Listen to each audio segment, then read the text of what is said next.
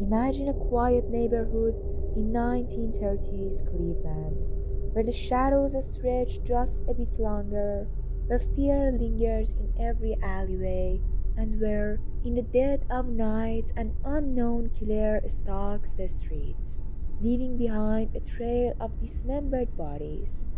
The city would come to know this elusive figure as the Mad Butcher of Kingsbury Run, a ruthless predator whose reign of terror would haunt Cleveland forever.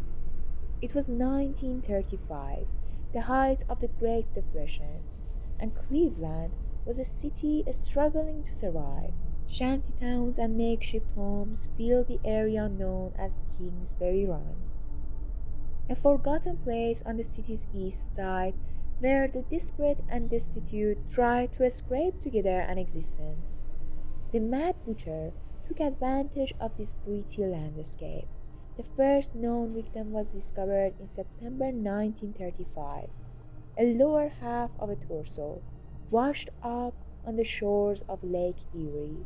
The remains were unrecognizable, stripped of anything that might reveal the identity or even the gender of the victim. For the next few months, the police dismissed the discovery as a grim anomaly, assuming it would lead nowhere. But by the following year, the horrific reality set in. Another body appeared, just as unidentifiable, and then another, each more mutilated than the last. The dismembered remains were meticulously and chillingly disfigured, and the lack of identification robbed the victims of even the small comfort of a name. Panic began to spread through Cleveland, and whispers of the torso killer filled the air. People were afraid to walk alone at night, and Kingsbury Run became the center of the nightmare. The fear was creeping through the Cleveland like a dark fog, and soon the city's shantytowns were gripped with terror.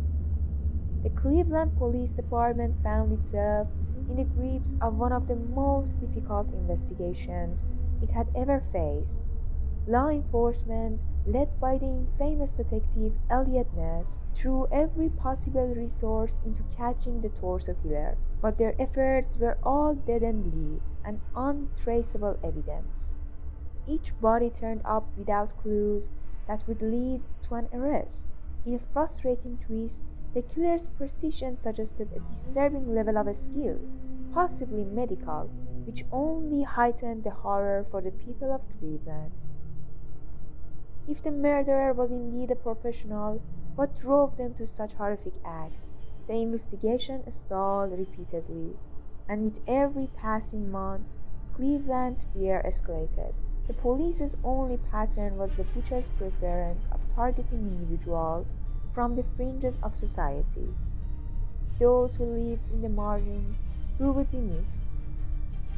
The police grew uneasy, knowing that even with the police's best efforts, no one was safe. Every few months, another gruesome discovery would reignite the fear that simmered in the community. And then, as suddenly as the killings had begun, the butcher would go silent, disappearing for months or even years, only to return with yet another horrific scene. In a desperate bid to reassure the public, Ness ordered a raid of Kingston's Run in 1938, burying down the shantytowns in hopes of rooting out the killer. But that was a dead end. No evidence surfaced.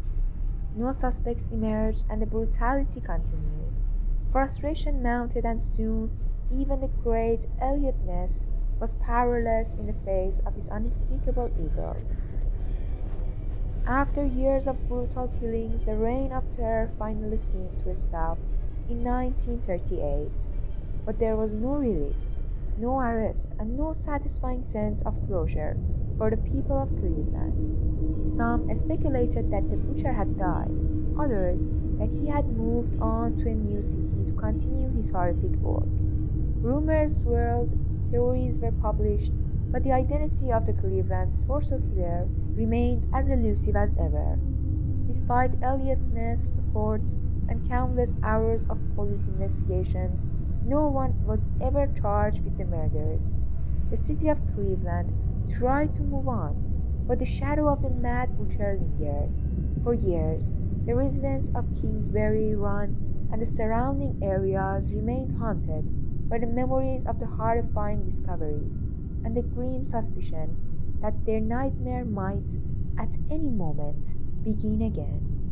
The Cleveland torso murders remain an unsolved mystery, a grim chapter in America's crime history that continues to captivate and disturb true crime enthusiasts to this day. The story of the Cleveland torso murders is a chilling reminder that not every killer is caught, not every case is closed, and some evils slip through the cracks, leaving communities with only fragments of the answers. The city of Cleveland will forever bear the scars of the Mad Butcher's rampage, a reminder of the darkness that to this day remains just out of reach.